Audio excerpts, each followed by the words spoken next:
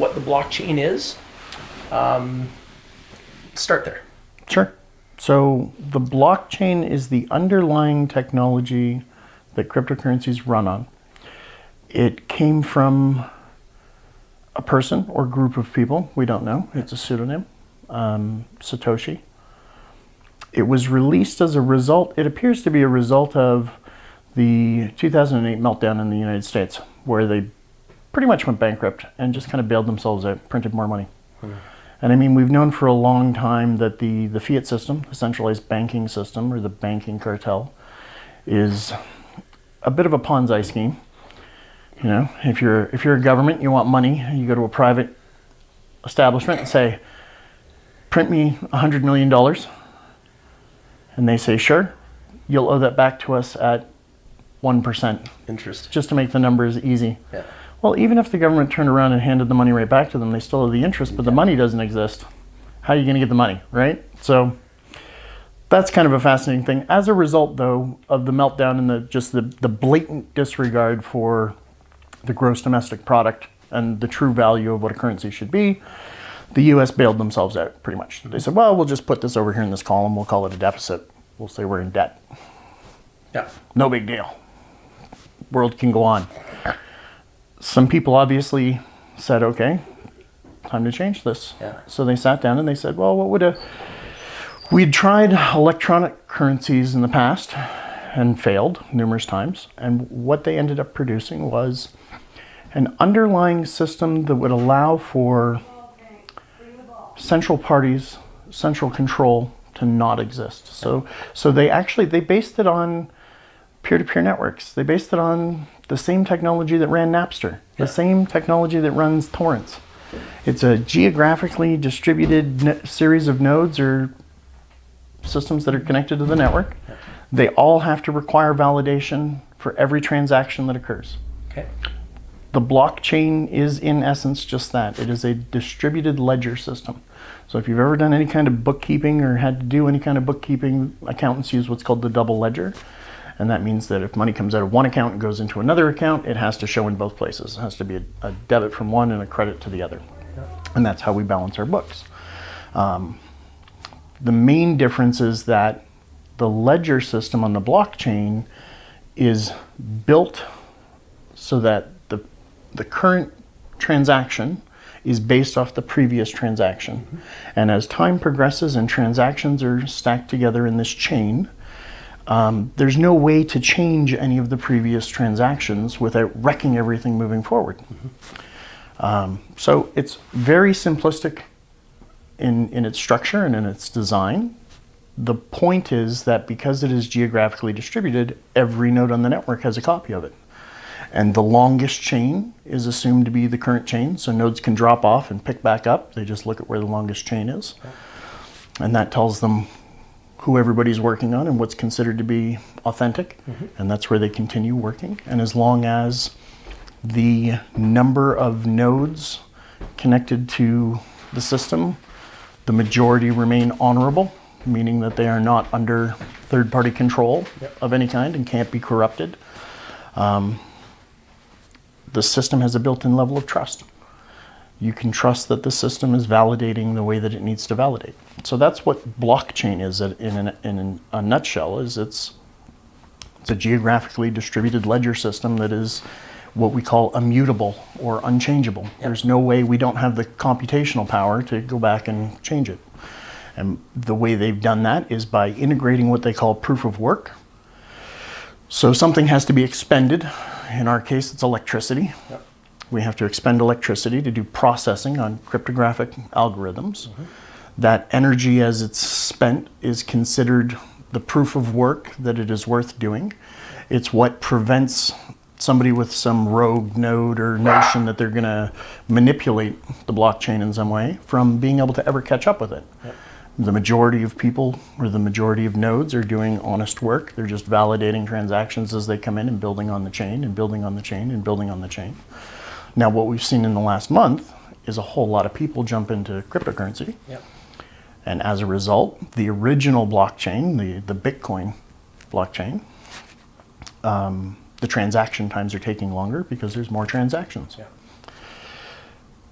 even when we say transaction times are taking longer, you have to understand the system that we live in day to day. Well, we can tap our card to pay for something. That settlement doesn't happen for a week or several weeks. And in the case of blockchain, when we say it's taking a long time, we're referring to a number of hours Yep. before the nodes have validated it to a point where consensus is given. Most exchanges, most wallets, most systems that are using blockchain for cryptocurrency will say that 6 authentications is what they class as irreversible. Yep. So it's no longer, you can't back up anymore. 6 have gone ahead. More people are going to tumble into it. That block will still continue to get authentications as time progresses. But once 6 have happened, then it's spendable, quote unquote. So if I send you money, or you send me money, no third party is required. I don't have to log into my bank and tell my bank, send you money. Yep. The money's in my possession. The money, in this case, the cryptocurrency or bits on my hard drive, or in the blockchain actually.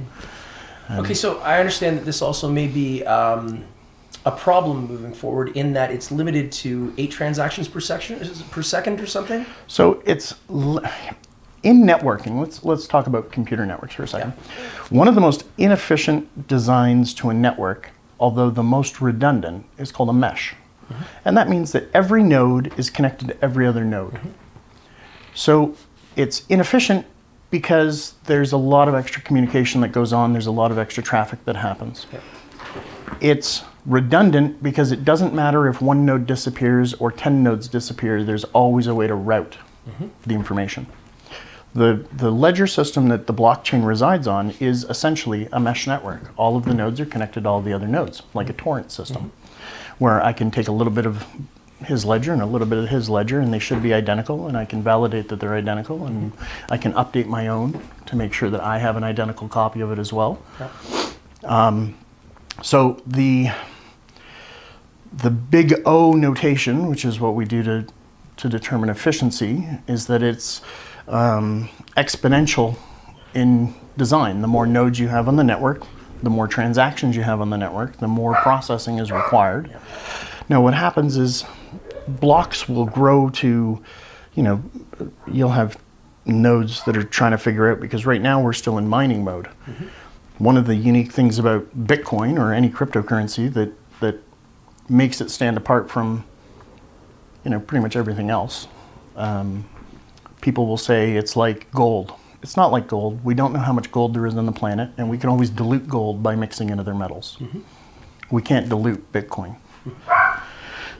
They'll say it's like money, but it's not like money because, as the US has proven, we can always just go print more money. Mm-hmm. So the algorithm that Bitcoin runs on says, here's the container, the maximum number of Bitcoins that we can ever produce is 21 million. And then there's certain things that are worked into the algorithms around this. First of all is the release rate.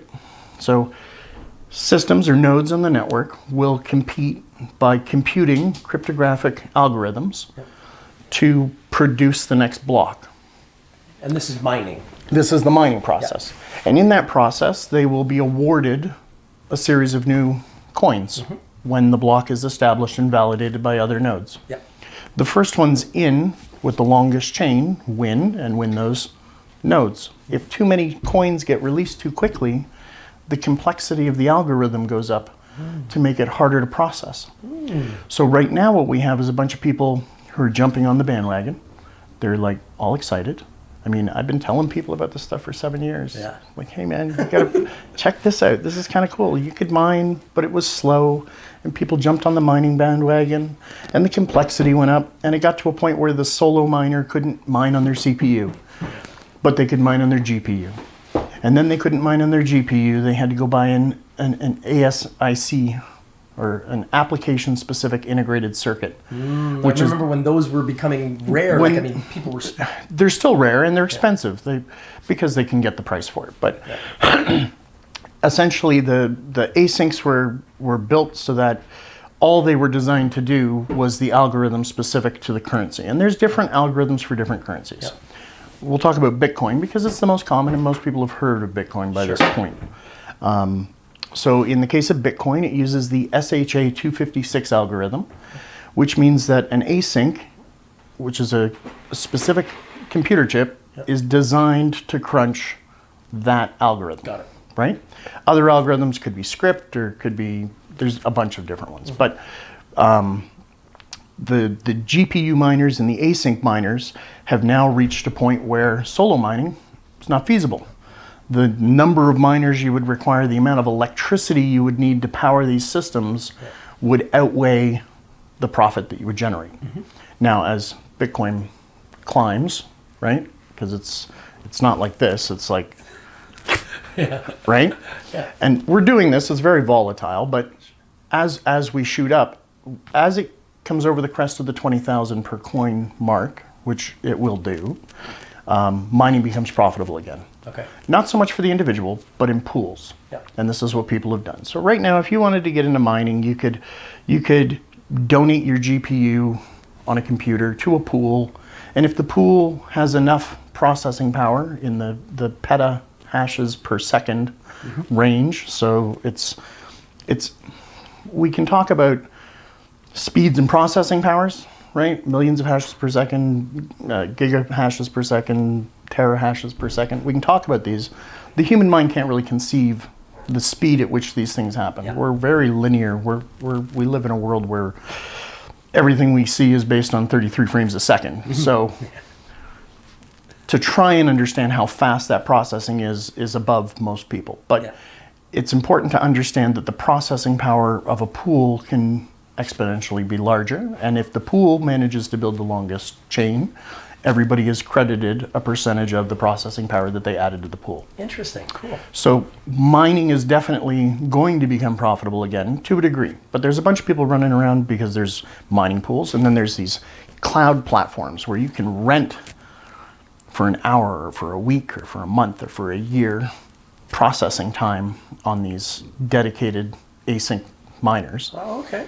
And they charge an absorbent amount of money, and they tell you what the comparison is, but you really need to sit down and look at a calculator yourself, because usually what they're telling you you're going to earn is not what you're going to earn. And then they'll also be pushing that sense of urgency on you. Everybody's got this. They know the sense of urgency will push somebody to do something. Yeah.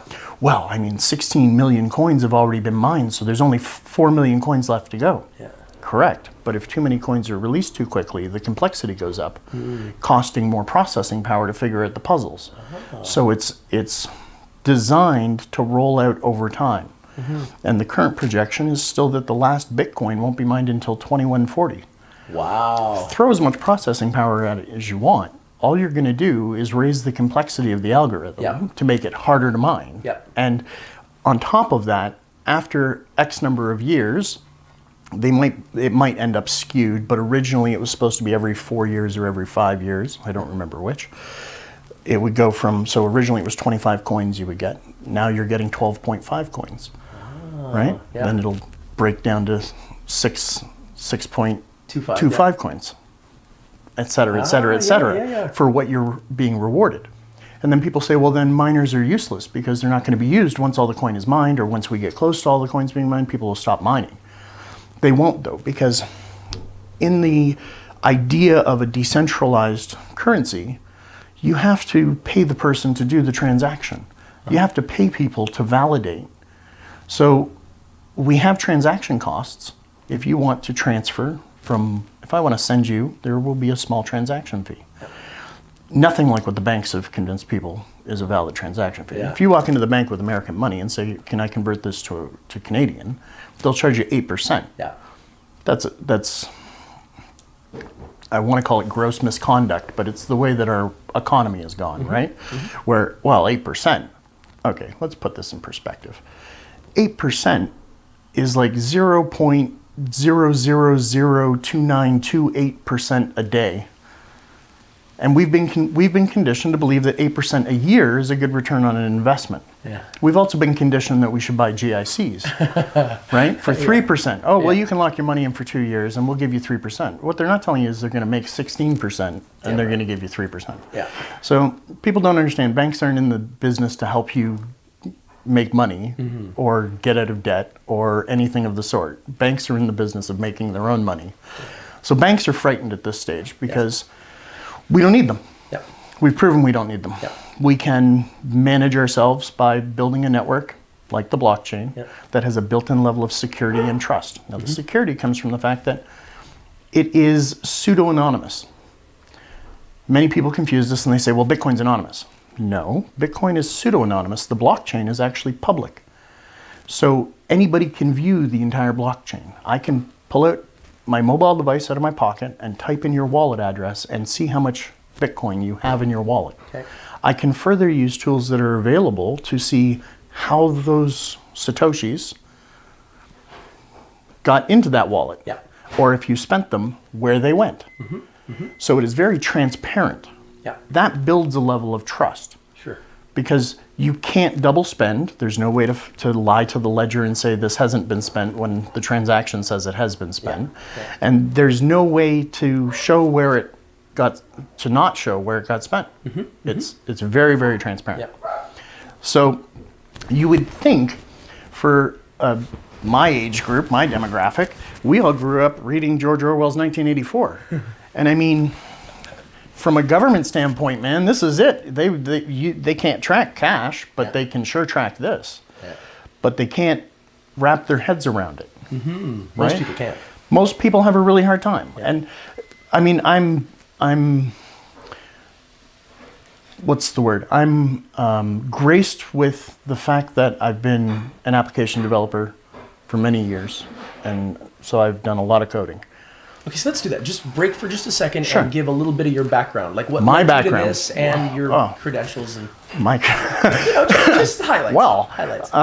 Highlights. So when I was 9, I was lucky that my dad scraped together everything they could so that at Christmas, when I turned 9, which would have been in 1983, I got my first computer.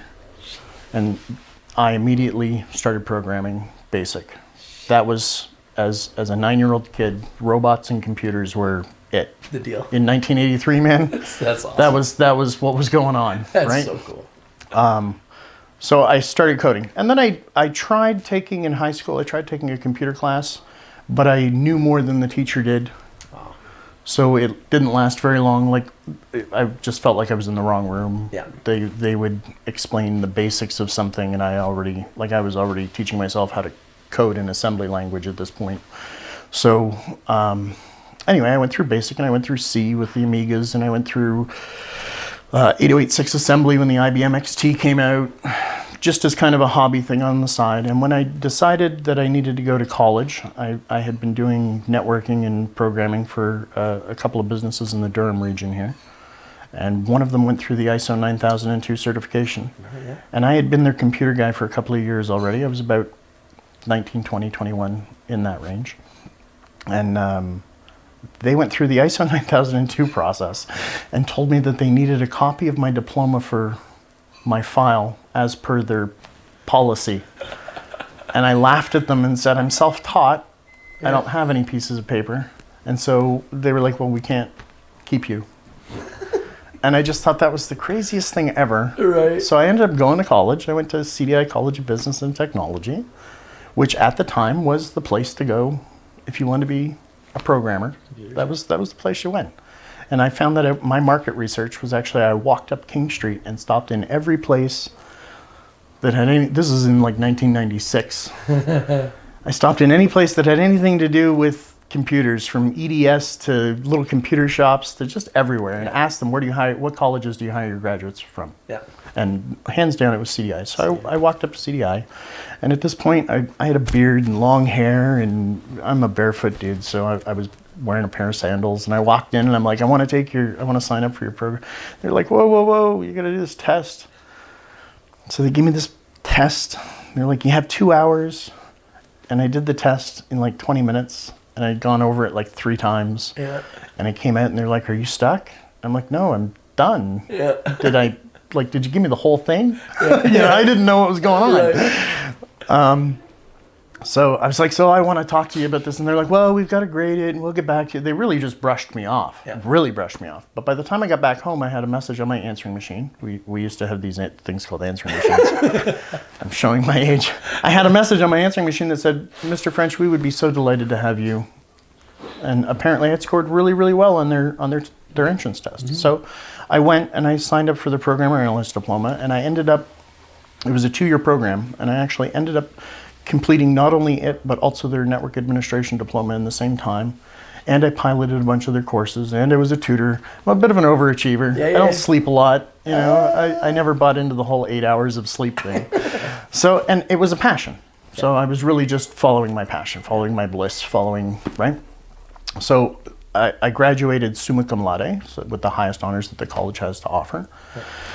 And I had started a company, because that was the dream when you're in college, was start your own company. So I had started a company and was doing, you know, little bits of programming, but mostly it was A+ building computers, fixing people's computers, crap like that. And I had been out of college for about 6 months. And because I had a couple of years industry experience beforehand, the college called me when one of their programming instructors was resigning and asked me if I wanted the job. So I said sure, and let them know that I had, you know, I had my own thing going on. So they hired my company to teach nights, and they hired me as the human being to teach during the days. And that worked out for a couple of years. And then I had progressed while I was working there, again, being an overachiever. So within 6 months, they had promoted me from just being a programming instructor to being the head of their programming faculty at that campus, because I knew more than the other instructors that were there. And then they had me doing some networking courses as well. And then they had me doing the on-site network administration. I got them to rewire their campus properly and get their servers set up and build a server room, and not just let students walk up to the server and press the power button, because that could be a bad thing. Some of the obvious stuff misses sometimes with people, but we got all that squared away. And then I ended up leaving. I got into the point where they were going to try and get me to do more work, but there was no additional compensation for any of this, naturally, right? Yeah. So I let it get to a point. I was there for almost 2 years, and I ended up leaving. I took the summer off, and then I jumped over to Toronto School of Business up in Peterborough, and I did their e-commerce and web design program there, on the premise that I would work part-time for 6 months, and then they would roll it into full-time. And I was working afternoons. So I got What to year the is this point, about? This is now 2000. 2000, okay. So this is like 17 years ago. Yeah. I got to the point where I was living pretty much in the pub, because I could close the pub, go home, wake up late, get ready for work, go to work, teach my class, go home, get changed, go to the pub, close the pub, rinse and repeat. And growing up, my dad's an alcoholic, but he stopped drinking when I was 3. Okay, yeah. But it was always driven into our heads. This is a genetic thing. You have to be conscious. Diligent, yeah. You have to be aware. You have to. And I remember sitting in the pub, McThirsty's Pint in Peterborough, looking at my pint of Guinness, and I think it was the second or third one that they had poured in the evening, and the light bulb went on over my head. And it was, this is how people become alcoholics, French. So the next day, the very next day, I went into my work and I said, listen, I've been here for 5.5 months. My contract's set to renew in a half a month. You promised me full-time. You've not mentioned it since. You have to put me to full-time, or you have to put me to mornings, or you have to do something, because I have all this free time and all I'm doing is drinking. Yeah, yeah. And they were like, well, this other guy's coming back that used to be here, and we're not going to be able to do that for another 6 months. And I said, okay, find somebody else. I'm out. So then I just went back to doing freelance. In the process of doing freelance, I landed a contract with Rogers Cable.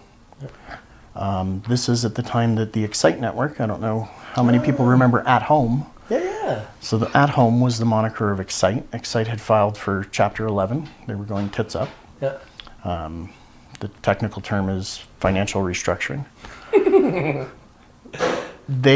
didn't know it at the time, but what was going on is Rogers, as well as other MSOs, multiple service operators, or ISPs, internet service providers, had the ability to either find another Excite type company or roll their own network.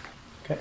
Because Excite, for the most part, handled the infrastructure of the servers and the mail servers and the DNS and all of the networking, all the DHCP, all of the networking was handled by Excite. Rogers was one of those companies that decided at that time, okay, the internet's not a fad. This was like 2001 timeframe. They were going to roll their own network. So I managed to get a contract to build a tool for them that would run across the internet, and people just had to visit a web page and click a button, and it would change their computer settings to work with the Rogers network. Neat. Okay. Cool. So the truth of the matter is, a funny story. I don't share this with everybody all the time, but it's a funny story. So the truth of the matter is, the day before, a colleague of mine, Charlie, had messaged me on IRC and said, hey, Rogers needs a programmer. I've recommended you. Can you build a little ActiveX control that sits on a web page to show them that you know how to code? Yep. And I said, sure, no problem. Now, I'd never coded ActiveX controls before. So I actually spent the next 8 hours teaching myself how ActiveX worked. I knew how the underlying languages worked. I didn't know how ActiveX controls specifically worked. So I spent the next 6 to 8 hours, and I built out a little ActiveX control that I put up on my own website that allowed me to go into Rogers the next day, pull up a computer, go to the website, and at this time they still had Windows 98 running on the system that I was on. So I pulled up the registration information for their computer, and it said it was registered to Rogers Cable Communication, and gave their serial number, and I said, you see that? Everybody sees it. And they said, yes. And I closed the window, and I clicked the button on my website, and then I opened it back up, and it now said it was registered to me, and the serial number was changed to all zeros. I said, so if you need me to change things across the internet, that's fine. I can do that. Now, they said, okay, 4 weeks. We set a price. I thought it was a good price for 4 weeks' work. I thought it was a great price for 4 weeks' work. The first day in, they said, that 4-week time frame, we need you to condense it to 2. And without batting an eyelash, I just looked at the guy who told me, and I said, that's not a problem. That price I gave you, you need to double it. Yeah. Half the time, double the price. Right. And he said, done. Okay. So I worked my ass off for 2 weeks, and I built them a tool that I called the ACT, the Automatic Conversion Tool, and it changed their DNS, it changed their DHCP settings, it went through all of their email clients, the common email clients at the time, anyway, it was Netscape Mail and Outlook Express. It updated those to point to the right servers. It changed the MTU packet size because it was different from Excite to what Rogers wanted to push for the size of the packet that they could send across the network because it was coax and not twisted pair, like most people were used to. This is crazy technology. Most of this will be over anybody who's listening's head, but some people will get it. Yep. So I built this tool, and everything was good. The contract ended, and then a week later, internally, I guess, their internal IT department kiboshed it because the one tool was too complex. It was doing too much at once. Oh. So they ended up hiring me back to take this tool that I had built and build it out into 6 small tools that each did a specific thing. One would do a newsreader, one would do an email account, one would do DHCP, one would do DNS, so that the user had to do them in a certain order on their web page. But they were separate pieces, and that way if somebody came along and just wanted to convert their mail, for example, they could handle that. Yep. In the process of doing this, this was an initiative that was run by their customer ops division, because it was a customer-facing issue as far as they were concerned for high speed. Before high speed existed, they weren't going to call it high speed. You still good? Yep. Okay. So the VP, Vic Poland, came in, and I forget what it was he had at home that he used or his uncle used or somebody in his family used, and he said, Robert, I love what you're doing here. I love everything you've done. Is there any way I could get you to look at this mail client? And it was like a very small percentile of their network that was using this mail client, but a percentage at least, like 3%, I think. And I said, sure, I'll look at it. And I went home that night and looked at it and built the tool that did it and went back the next day and just said to Vic, no problem, that's ready for the QA guys, like ship it off to them, let them test it, but it's good. He liked the fact that he had somebody that would be willing to entertain these things on the fly and was adaptable. So they ended up building a department around what I had been hired on contract to do. Wow. I was actually the first employee at Rogers. When they offered me my full-time, I rejected their initial offer. I told them, okay, so that's nice and fine and dandy and all, but you're asking me to give up this. So where in all of this did the Bitcoin come in? Like, where was your... where was my awareness first dropped on that? Probably in about 2010, 2011. I had caught wind of Bitcoin as a cryptocurrency.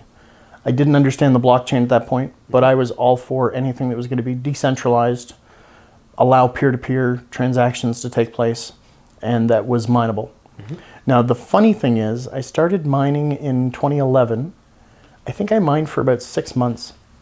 And it was right around the time that the GPUs had taken over and pools were just starting up. And I think I mined maybe 3.5 Bitcoins over the course of 6 months and got fed up. I was like, this is worthless. Because it was worth nothing at that point. It's worth nothing, and 3 coins doesn't mean anything. Yeah. So I stopped mining. Like, I just stopped. And then, I guess about 4 years ago now, I went back and it had gone async. So I purchased a little USB Eruptor async. It just plugs into the back of a computer. Yeah. And I had another go at it that way. And for the first, I think, 3 months, it did okay. Yeah. And then the complexity went up because all these large asyncs and people were buying warehouses and loading them with these things. And I have no idea where they were getting the money to pay for the electricity, but they just went nuts. Yeah. So I've left it running, but I earn less and less and less and less. Right now, in the last 2 months, I think I've earned like 700 Satoshis. So that's how little this one little. Now I know Now, that the definition of a Satoshi is a microbit or something, right? Yeah, so it's actually not that complex, but people get confused. We're used to we have dollars and cents, and cents go from 0 to 99, and if we add 1 to the 99, it carries over into the dollar column, and that's how money works, and it's 2 points of precision on the decimal place, and that's what we're used to. We're comfortable with that. Bitcoin is 8 points of precision on the decimal place. Okay. So it takes 100 million Satoshis is equal to 1 Bitcoin. Got it. Okay. Yep. Right? Yep. So 1 Satoshi would be 0.000000001 Bitcoin. Got it. And the other thing people don't understand is you don't need to go buy a whole Bitcoin. You can go buy 100 Satoshi. You can take 100 Canadian dollars and buy however much Bitcoin you can get at this moment's exchange rate. It's very, very volatile because it's trading constantly. People are buying it and selling it. And there's 1,300 cryptocurrencies. There's more than 1,300 cryptocurrencies today.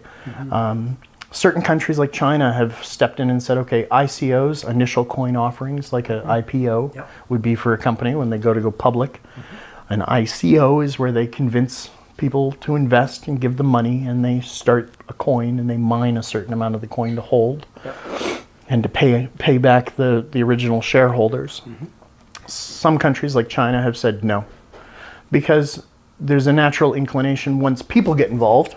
If it's just machines don't care. You get people involved, and now there's the opportunists who say, well, I could hype this right up. Hype. This is going to be the greatest thing. Hype. I'll take all your money, and then disappear. Pump and dump, yeah. The pump and dump. Yeah. So because of that, certain countries like China have said no ICOs. And people say, well, China's against cryptocurrency. Well, that's not true, because what they did is they sat down and looked at how Ethereum, which is the evolution of blockchain, how the Ethereum network, and I'll talk about that in a second, but how it fits their model for what they're interested in. So they took the ETH cryptocurrency and they forked it and they created their own called NEO. Okay. So it's actually a certified currency in China is NEO, but it's a cryptocurrency. Russia's doing the same thing. They wanted the crypto ruble. It's based on Ethereum, to my knowledge. I mean, I'm not Russian, so crypto rubles don't mean a lot to me. But most governments seem to be very interested in this platform. And as I was saying before when we were outside, one of the problems is it's an evolutionary step, and it's a step in the right direction, where blockchain version 1 is just transactions. It's transactional data. The nodes on the network validate and ensure that there's no double spending and that there's a level of trust, because you would need an exponential number of evil nodes to take over, which aren't in any one person's control because it's geographically dispersed. So that's version 1 of blockchain. Version 2 says, okay, we're going to have the transactions in here, But now we're going to give the ability for a contract to reside in here as well. This is smart contract. This is a smart contract. Yeah. So a smart contract is, it's not really smart. It's kind of dumb. Yeah. It just sits there, but because it's an immutable ledger that can't be changed, the contract can't be changed. Okay. Yeah. So the contract has to be fulfilled. Okay, so where's that good? Well, that would be good in estate planning. That would be good in death planning. That would be good in financial services. That would be good in healthcare. That would be good in logistics. That would be good in manufacturing. Yep. And all of these industries are going to be affected ultimately by the blockchain. Now, I know some people who work in logistics, and their hang up is, as nice as it would be to have an infallible ledger, there are times when stuff has to be adjusted and adjustments have to be made.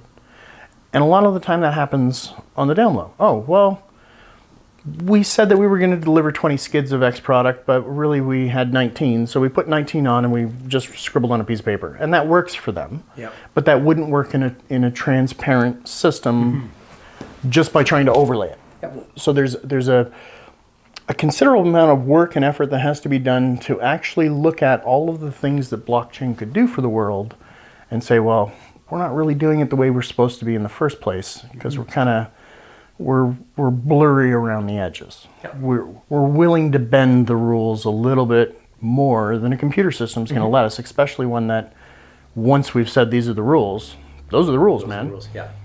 So that's where the caution is taking place for certain industries. But there isn't an industry on the planet that isn't going to benefit from having an immutable ledger system. Take manufacturing. You need a QA person to go through and they do spot checks or inspections. Well, how much crap do you buy that's still broken? Why? Because that wasn't there when they did the spot check. Yeah. Walmart was the first one to introduce RFIDs for their shipping and receiving so that they could handle their inventory faster. And people were up in arms about the privacy concerns of RFID tags. And I mean, to a degree, they're right. We could build the technology to walk down the street and scan people's houses and see what they purchased from Walmart. I don't see people as doing that, mainly because why would somebody care if you have a 60-inch television in your house or not? What's the use? Yeah. If they're going to break into your house, they're going to break into your house. Yeah. And if they're going to try and steal a 60-inch television and run down the street with it, well, then they're not too bright to begin with anyway. Yeah, right? Good point.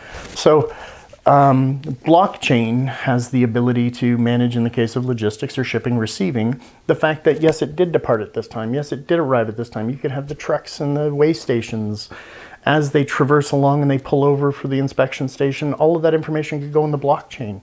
So it's publicly accessible. You would know where stuff was. Yeah. And that's all very fascinating and good stuff. There's a bunch of companies that are working on solving the Equifax issue. And I call it the Equifax issue because there is no reason in 2017 for a central authority like Equifax or TransUnion, but Equifax is the brunt of it, to get hacked and have that many people's personal information leaked. Yeah. And the problem is the inherent design. The design is a central authority. So it's a bullseye. Yeah. You're asking yourself to be attacked. You only have to attack that one central authority successfully in order to get a whole bunch of other information. Yeah. And I mean, in part, we've allowed companies to do this. Look at Google, big data, big data, big data, big data. Google, big data. Okay. When Google started up, they were just a little startup. Man, they were the underdog. Everybody was rooting for them. It was around the time that the public caught wind that they had this mantra of don't be evil. Yeah. That's when I was like, okay, that's enough of Google. Right? If you have to have a mantra of don't be evil, then you know that the evil is inherent. There's something wrong there, yes, right? Because I don't go through my life going, be a good person. I just get up and go and be a good person. Yeah, I don't have to tell myself to do that. If you do, then you got to question what kind of person you actually are, yeah. Right, and then there's the stories we all hear. I mean, I've heard the stories. I had a student whose best friend was his best man at his wedding, and he was his best friend's best man, and his best friend went into a Walmart store and bought a picture frame, and the picture that was in the picture frame was one of his Facebook pictures from his wedding. No shit. And then you're like, what are you talking about? And then you start doing the research and, oh, well, if you upload your photos, well, it belongs to them. You don't own it, yeah. And I've been saying this to people for years because as an entrepreneur, people talk to me about businesses and, different ways to market and strategize and things like that. And I always tell them, okay, well, Where's your platform? Like Seth Godin says it best. He says, build a tribe. People want something bigger than themselves to get behind and to push for.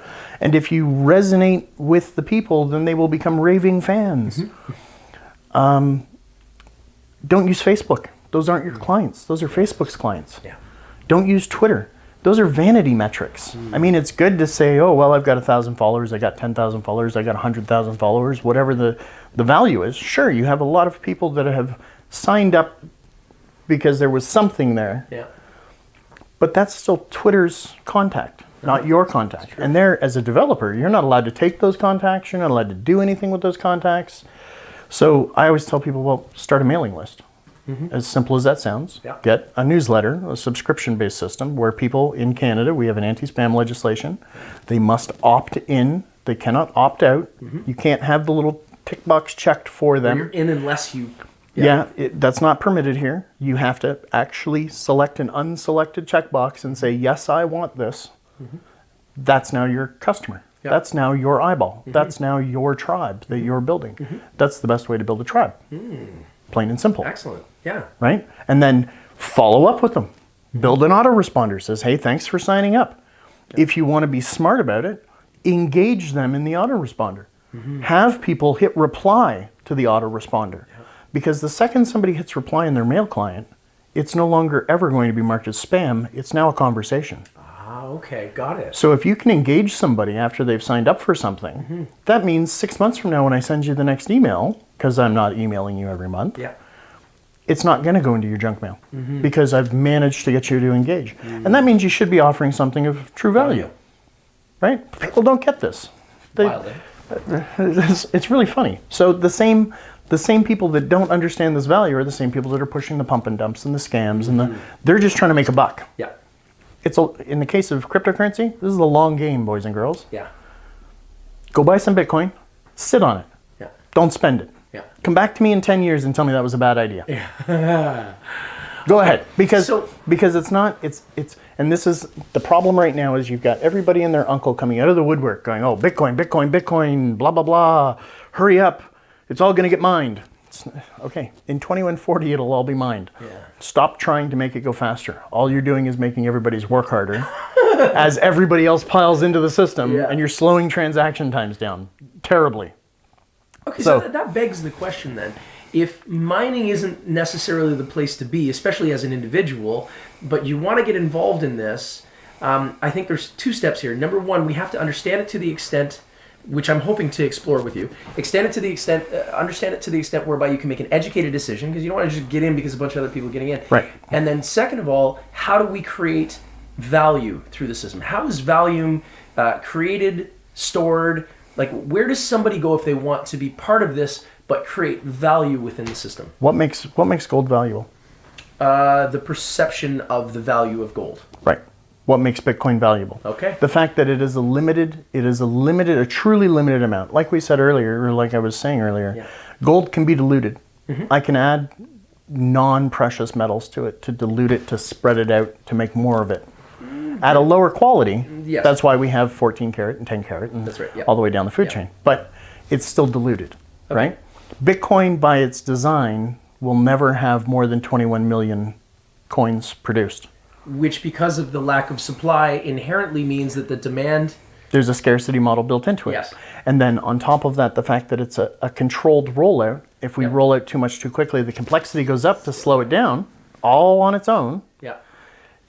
Ties into its value proposition in terms of a collectible. Something to hold, something to get, and something to hold. Yeah. And that's ultimately where that value is. Now, right now, while the market is going crazy, and while there are big whales, big players, who have invested a lot of money or a lot of power to have a large amount of cryptocurrencies, they do have the ability to go, well, Bitcoin's at 20,000 a coin right now, so let's sell 1,000 Bitcoins or 2,000 Bitcoins or 10,000 Bitcoins, which is an absurd amount of dollar value, and let's purchase Litecoin with it.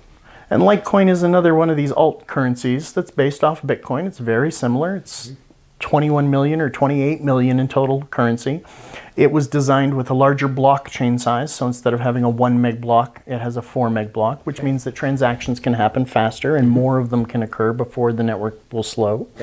But as a result of these whales jumping back and forth, they're essentially doing their own pump and dumps because there's no regulators on this. There's nobody saying, well, you have to withdraw it from this and keep it in escrow before you can purchase this. They're just going from here to here. So it drops the price over here and pushes the price up over here. And then all of the second-handers are like, oh, Litecoin's going up, Litecoin's going, and they all jump in just in time for the guy to say, okay, let's move it back over into Bitcoin. So is there any way to, the value proposition that the blockchain and associated cryptocurrencies affords us is what? Transparency. Yep. Security. Yep. Trust. Got it.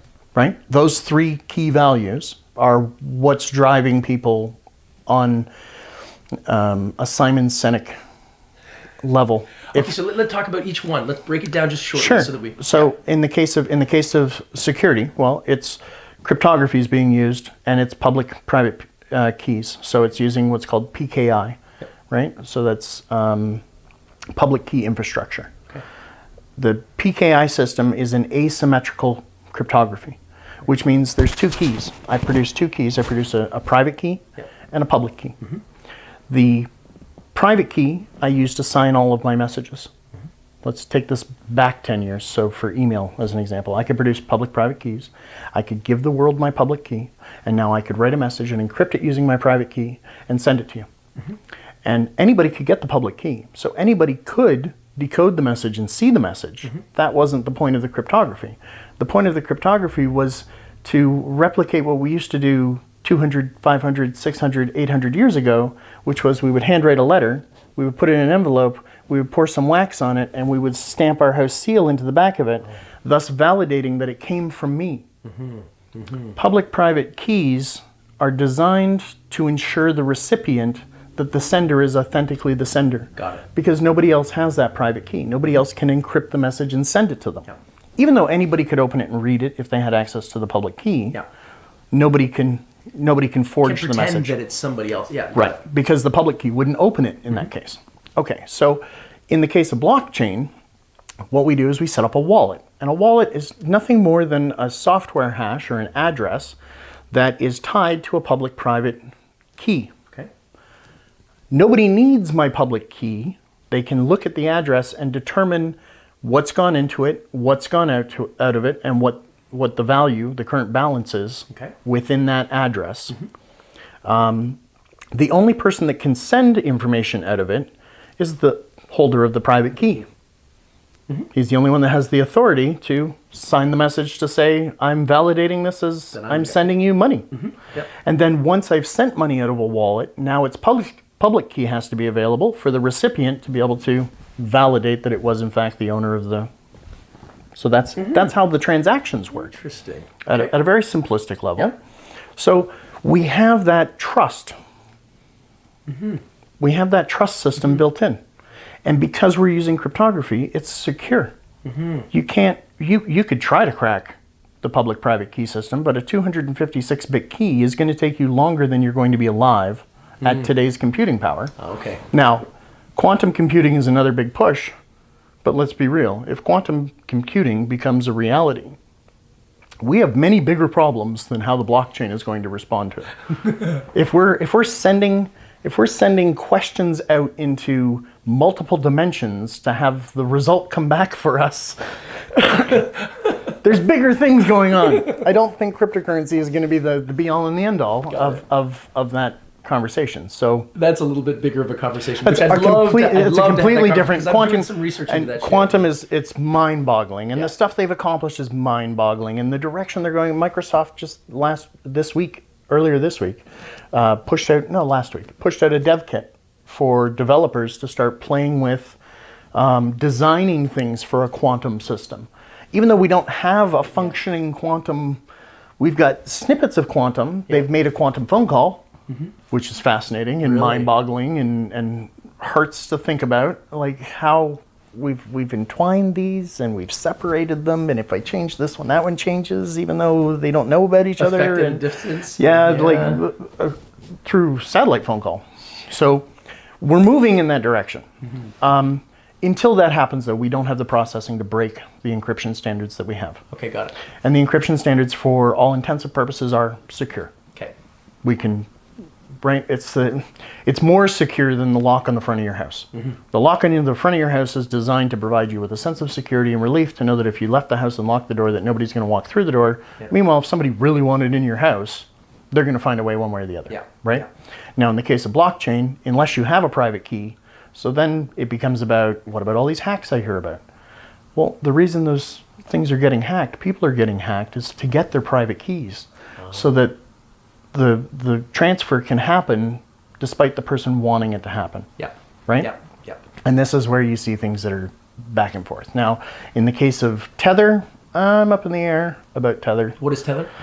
Tether's one of these alt cryptos. Tether was designed as a cryptocurrency to balance the dollar. So it was to stop the volatility. Okay. So they've got a way to keep it matched to the dollar amount.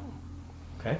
So it doesn't there's no volatility on it going up and down constantly. It's more of a consistent. And the plan was to roll it out so that other cryptos could use it to leverage off of, to kind of calm down the seas. Yeah. Because the volatility is, in a regular finance market, if the market goes up or down 10% in either direction, it's called a correction. If the market goes up 20 points or more, it's called a bull market. If the market goes down 20 points or more, it's called a bear market.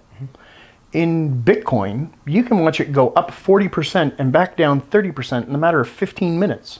Yeah. So the regular financial industry doesn't know what to call it. Yeah. You'll see in if you start following this stuff, you'll see people saying, well, it's a little bearish, it's a little bullish, but then no sooner has somebody said that and it reverses and goes the other direction, right? So it's a very, very, very volatile industry, and people looking to get into this need to understand that. The rule of thumb has always been buy low, sell high, right? Emotions always fuck people right up, man. Yeah, totally. Greed and friggin' Just your fear. emotions Yeah. and fear. You bought in at $10 and it dropped to $1 and you freak out and you go, okay, I'm out, sell it all. Why? Yeah. What do you've already lost it. At what point does it make sense now to finalize that as the idea? But somehow people manage to do it. So in crypto, you really have to have your wits about you and be like, okay, listen, this is a long-term thing. Okay. Yes, it's moving quickly by today's standards.